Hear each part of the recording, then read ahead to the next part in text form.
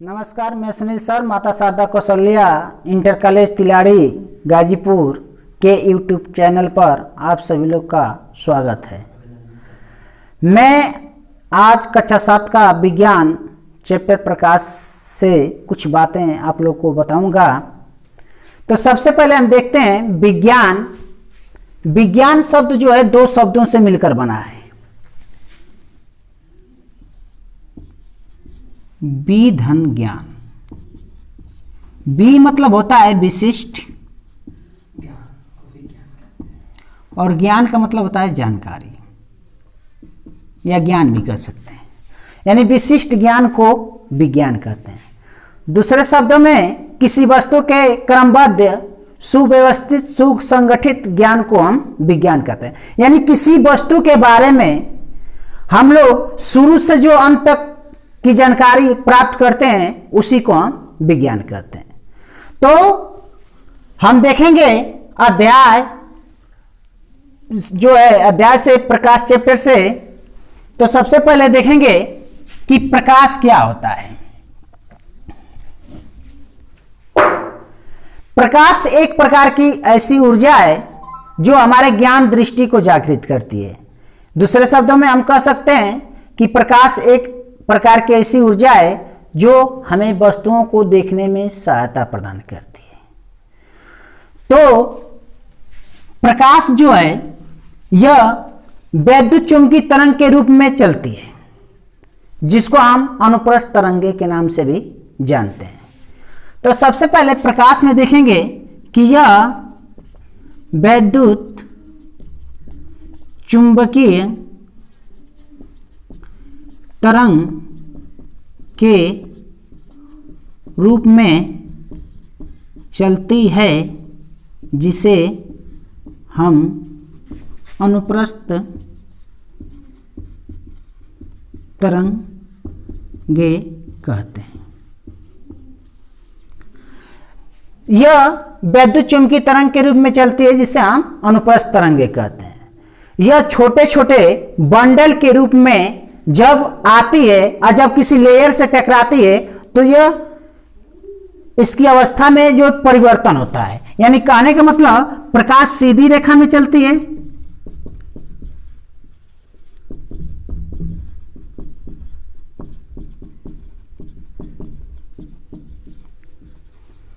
और जब प्रकाश सीधी रेखा में चलता है तो यह बड़े बड़े बंडल के रूप में जब किसी लेयर से टकराता है तो टकराकर यह विक्षेपित हो जाता है, और विक्षेपित हो जाता है तो जितना ही फैलता है उतना ही दूरी इसकी बढ़ती है। तो यह बंडल को हम फोटॉन के नाम से जानते हैं।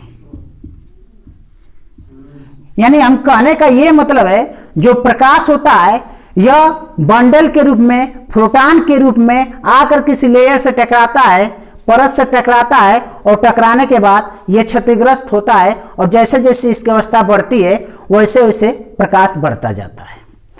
अब हम आते हैं, प्रकाश सीधी रेखा में चलता है। इसके संचरण के लिए कोई माध्यम की हमें आवश्यकता नहीं होती है। तो तीसरा पॉइंट,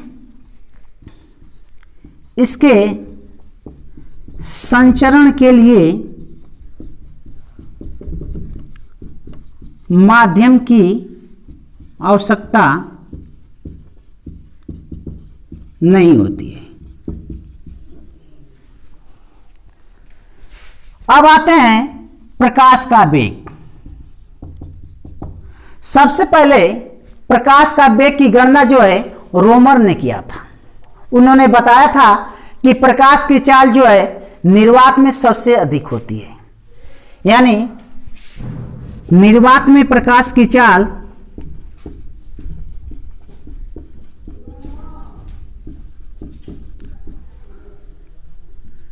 3 × 10⁸ मीटर प्रति सेकेंड होती है।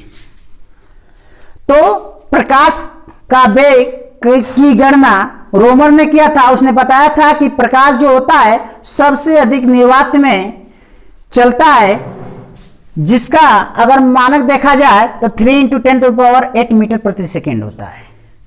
इसी तरह कांच में प्रकाश की चाल जो है 2 इंटू 10⁸ मीटर प्रति सेकेंड होता है। अगर हम कांच के हिसाब से देखें तो कांच में प्रकाश की जो चाल होती है वो 2 × 10⁸ मीटर प्रति सेकेंड होती है। पानी में देखा जाए यानी जल में प्रकाश की चाल 2.25 इंटू 10⁸ मीटर प्रति सेकेंड। रोमन ने बताया था कि जल में जो प्रकाश की चाल होती है 2.25 इंटू 10⁸ मीटर प्रति सेकेंड होता है। तो इस तरह से हमने देखा कि जो प्रकाश की चाल है तीनों में सबसे अधिक निर्वात में प्रकाश की चाल 3 इंटू 10⁸ मीटर प्रति सेकेंड है। इसका तरंग दैर्घ्य देखा जाए यानी लैम्डा इक्वल टू इसका तरंग दैर्घ्य कितना होता है, तो इसका तरंग दैर्घ्य जो है लगभग 4000 एंगस्ट्रॉम से 8000 एंगस्ट्रॉम तक होता है।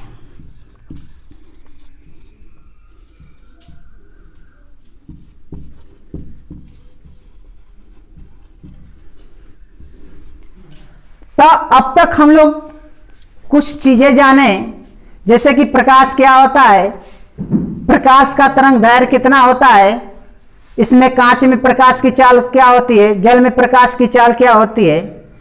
तो हम अगले पॉइंट में देखेंगे कि प्रकाश स्रोत, हमें प्रकाश कहाँ कहाँ पाए जाते हैं, किससे पाए जाते हैं, किससे मिलते हैं।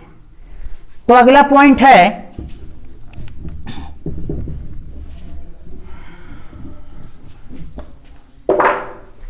प्रकाश स्रोत।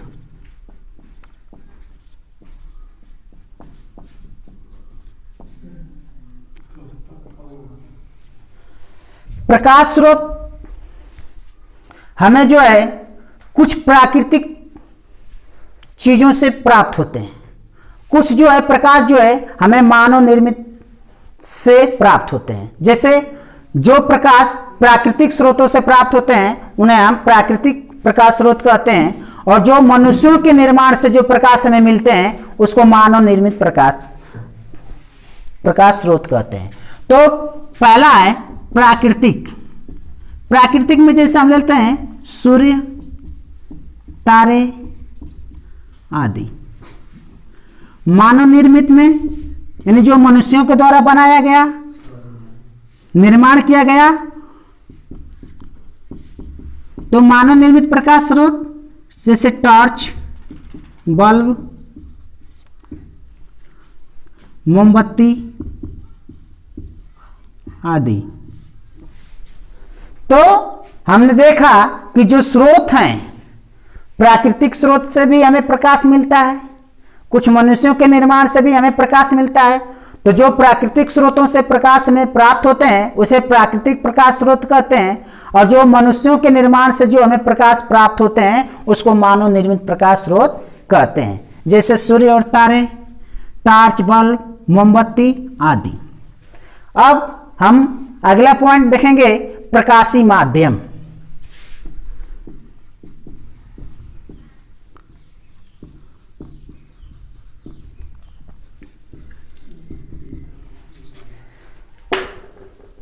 प्रकाशी माध्यम में प्रकाश जिन माध्यमों से होकर गुजरता है, प्रकाश जिन माध्यमों से होकर गुजरता है,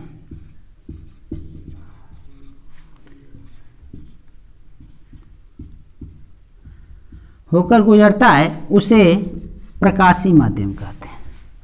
और प्रकाशी माध्यम जो है निम्नलिखित जो है, पहला देखेंगे प्रकाशी माध्यम, समझ लिए प्रकाश जिन माध्यमों से होकर गुजरता है उसे हम प्रकाशी माध्यम कहते हैं। पहला है पारदर्शक,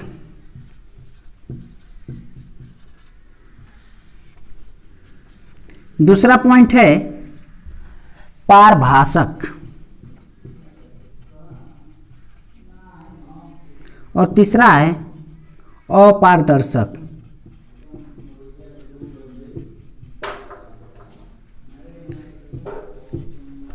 तो प्रकाश जिन माध्यमों से होकर संचरण करता है, चलता है, उसे हम प्रकाशीय माध्यम कहते हैं। तो इसमें हम देखेंगे पारभाषक, यानी कि हमने देखा प्रकाश जिन माध्यमों से होकर गुजरता है उसे प्रकाशीय माध्यम कहते हैं। पहला पारदर्शक है, जिन माध्यम से प्रकाश का अधिकांश भाग निकल जाता है उसको हम लोग पारदर्शक कहते हैं, और जिन माध्यमों से प्रकाश का अधिकांश भाग नहीं निकलता है उसे हम पारभाषक कहते हैं।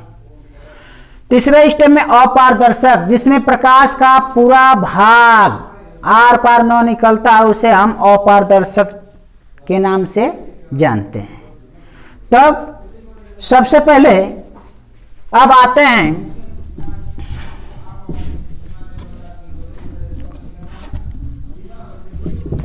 प्रकाश के परिवर्तन और अपरिवर्तन के विषय में।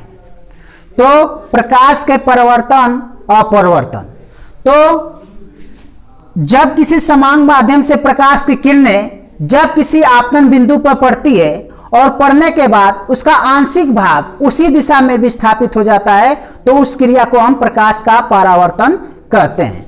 जैसे कहने का मतलब, कोई समांग माध्यम से ये प्रकाश की किरणें जब किसी परावर्तक तल पर पड़ती है तो ये तल को हम कहते हैं आपतन बिंदु, आपतन बिंदु।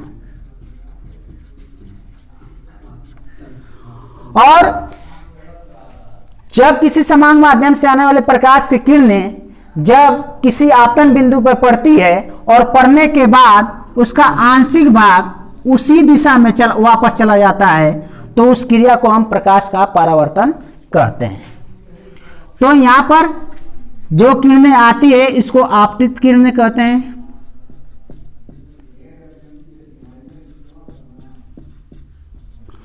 और आपतन बिंदु से टकराने के बाद वो उसी दिशा में विक्षेपित होती है उसको हम परावर्तित किरण कहते हैं।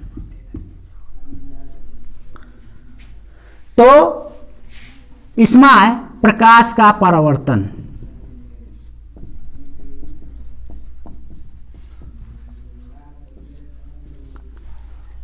जब किसी समांग माध्यम से आने वाली प्रकाश की किरणें किसी आपतन बिंदु से टकराकर उसी दिशा में वापस चली जाती है तो उस क्रिया को हम कहते हैं प्रकाश का परावर्तन।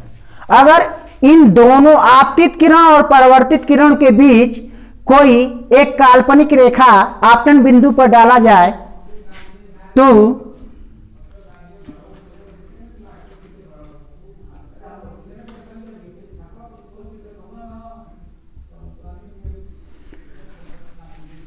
उसको हम एन से प्रदर्शित करते हैं, जिसको हम अभिलंब कहते हैं।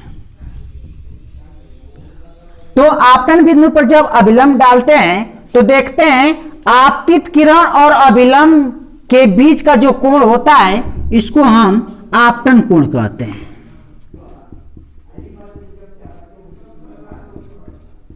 इसे आई से प्रदर्शित करते हैं, स्मॉल आई से। और परावर्तित किरण और अभिलंब के बीच का जो कोण बनता है उसको हम परावर्तन कोण कहते हैं।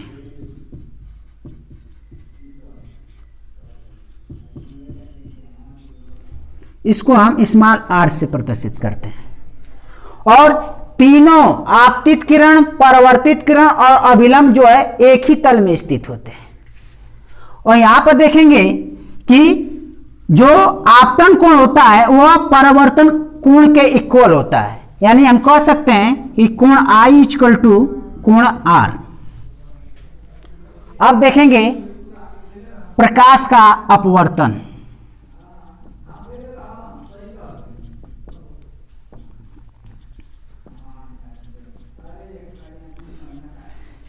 साफ जाहिर से बात है कि जब किसी समांग माध्यम से आने वाली प्रकाश की किरणें जब किसी पारदर्शक तल से टकराती है तो वो अपने मार्ग में जो है पथ में विचलित हो जाती है और इसी घटना को हम प्रकाश का अपवर्तन कहते हैं।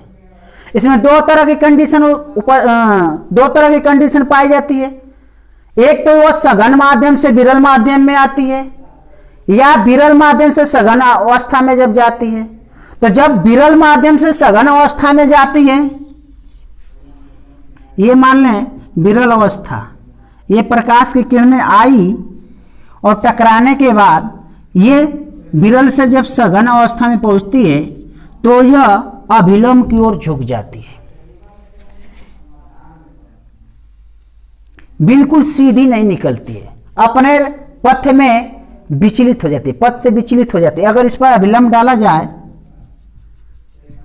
तो यह देखा जाए कि यह अभिलंब की ओर मुड़ जाती है। दूसरी कंडीशन यह है कि जब सघन से विरल अवस्था में प्रकाश की किरणें जाती है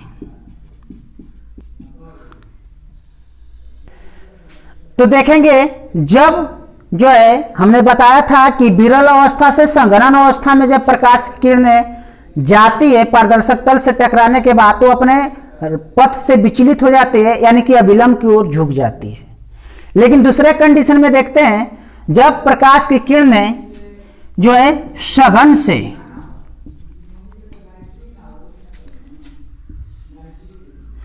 विरल अवस्था में पहुंचती है, विरल माध्यम में पहुंचती है, तो इस पर अभिलंब डाल दिया जाए तो ये अभिलंब से कुछ दूर हट जाती है।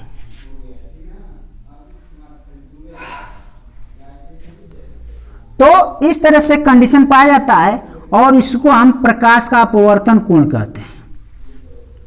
यानी जब कोई प्रकाश की किरणें किसी पारदर्शक तल से टकराने के बाद वह अपने रास्ते से, अपने पथ से जब विचलित होती है तो उसको हम प्रकाश का अपवर्तन कहते हैं।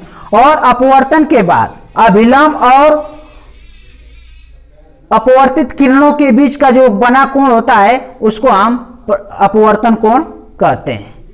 आज के लिए इतना ही, फिर इसका अगला पार्ट अगले भाग में। धन्यवाद।